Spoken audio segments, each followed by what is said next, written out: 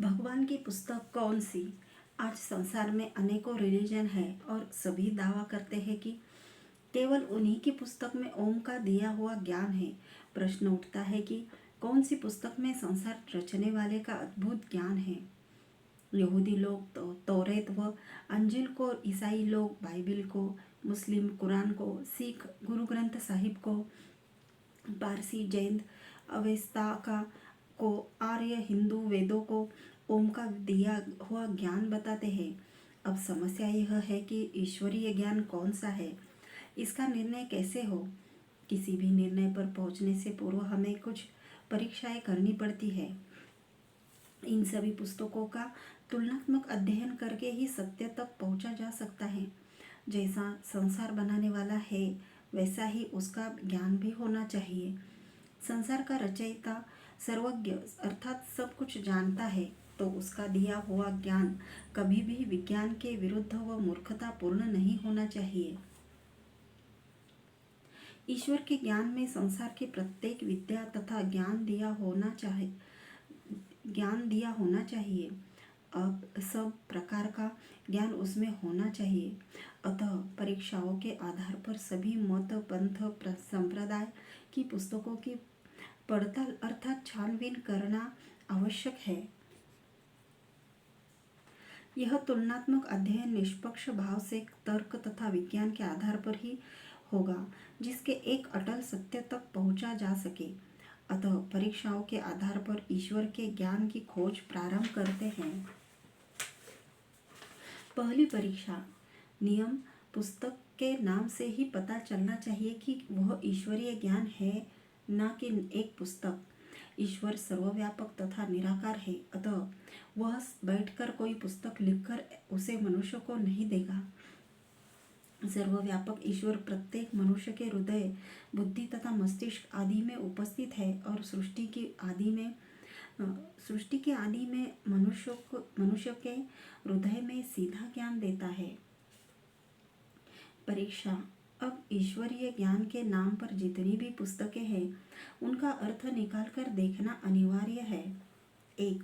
Jain Avesta पारसियों का धर्म ग्रंथ है, जिसका अर्थ पवित्र लेख है।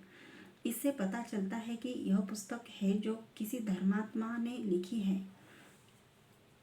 बाइबिल शब्द ग्रीक के बिब्लिया से निकला है, जिसका अर्थ कई पुस्तकें हैं। अतः इन कई पुस्तकों को कई मनुष्य ने मिलकर लिखा होगा। बाइबिल के 2 भाग हैं, अर्थात ओल्ड टेस्टामेंट और न्यू टेस्टामेंट। पहले वाली को यहूदी मानते हैं और दूसरी को ईसाई मानते हैं।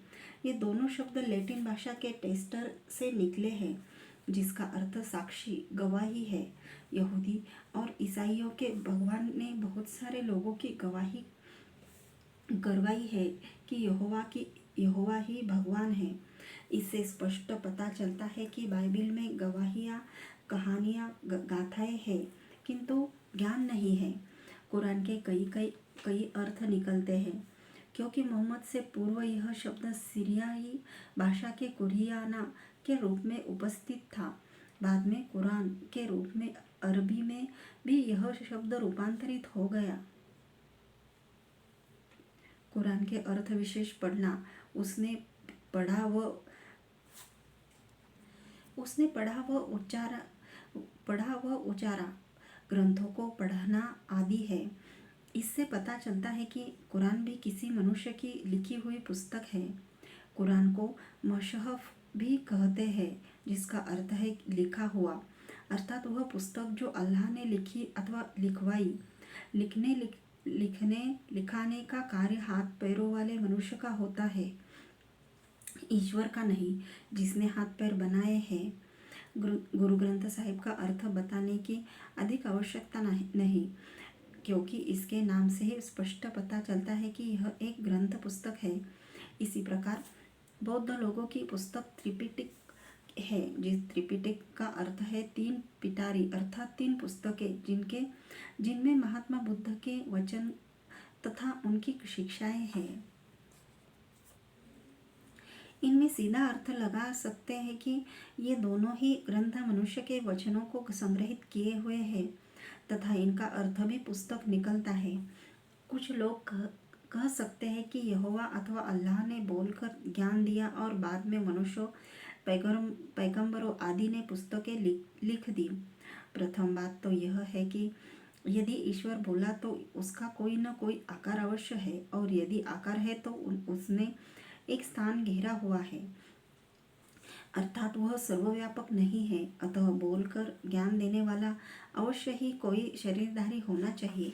दूसरा, यदि ईश्वर ने बोलकर ज्ञान दिया और बाद में मनुष्यों ने पुस्तकें लिखी तो उन पुस्तकों का नाम ऐसा होना चाहिए था कि जिसका अर्थ केवल ज्ञान निकलता हो, किंतु यहाँ तो सभी पुस्तकों का अर्थ पढ़ना, लिखना, ग्रंथ, बहुत सारी पुस्तकें, पवित्र लेख आदि निकल रहा है। इससे पता चलता है कि इन पुस्तकों में ज्ञान नहीं अपितु रिलीजन को बढ़ावा देने वाली कहानियां, गाथाएं, इतिहास, सुनहरे सपने आदि ही है। वेद शब्द संस्कृत भाषा की विद धातु से बना है, जिसका अर्थ है ज्ञान। वेद के अर्थ से ही पता चलता है कि यह किसी पुस्तक अथवा लेख का नाम नहीं अपितु केवल मात्र ज्ञान है। वेदों में किसी भी मत, पंथ, संप्रदाय, जाति तथा देश का कोई वर्णन नहीं है। इससे यह पता चलता है कि वेद ज्ञान समस्त संसार के लिए है, किंतु आज केवल प्राचीन आर्यों के वंशज ही वेदों को अपना धर्म मानते हैं।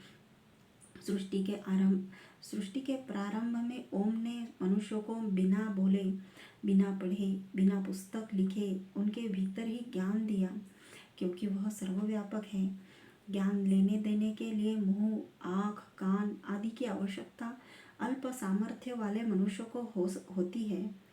ओम तो सर्वज्ञ, सर्वव्यापक, निराकार, सर्वशक्तिमान है। उसको कार्य करने के लिए हमारी भांति हाथों की आवश्यकता नहीं होती है, बल्कि प्रत्येक अणु परमाणु ही उसके हाथों के समान है।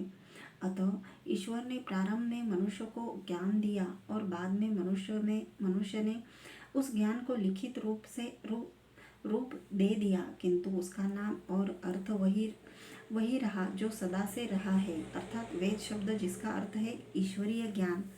मैं यह नहीं कह रहा हूँ कि वेद ही ईश्वरीय ज्ञान है, क्योंकि अभी कई परीक्षा करनी बाकी है, किंतु पहली परीक्षा में वेद पूर्णतः सफल हुए।